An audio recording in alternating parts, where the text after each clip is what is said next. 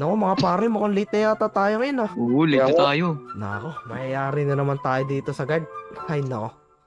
Uy, Ay. Yun, nakapila na sila dun. sakto. Tara. May pila tayo. Tara. Ayun nako. Ay, wait lang. Pila. Ay, Pila. pila. Pila.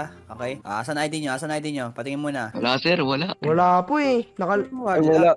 Buntis po kasi yung aso namin, kaya nakalimutan ko pa yung ID. Bakit aso ba yung nag-aaral? Bakit wala, nasa kanya ba yung ID? Oo, Ikaw. aso. Ba't ka, bawal ka sombrero dito, alisin mo yan. Ay, Bawal sorry po. yan. Sige po.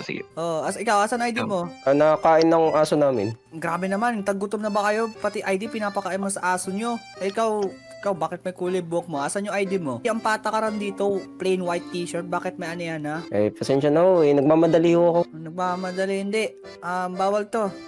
Depende na lang kung pipirma kayo dito sa papel na Ay, ito, no. list yung pangalan nyo dito. Ay, Tapos tatawagin namin yung magulang nyo, then ipadadalhin ko na lang kayo muna sa guidance. Naku po. Eh, Bawal baka talaga pinirma. yung walang ID dito, ano lang talaga eh. For protection of our school na lang talaga. sir, dali na. Late Sir, na kami. dali na. Baka naman pwede Bawal- mapag-usapan bawal- natin yan. Bawal talaga. Oo, sir. Bawal talaga.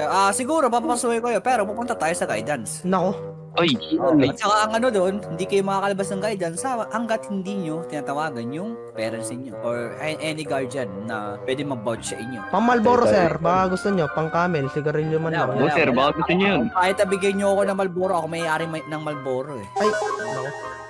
Ayan. Sige po, sir, bigay namin yung bawal namin. Hanapin nyo na siguro yung ID nyo, makakapasok pa kayo dito. Sige po, sir. Magawa na kayo ng excuse letter sa teacher nyo pagka nakapasok na kayo kinabukasan. Nako. Tara na. Tara.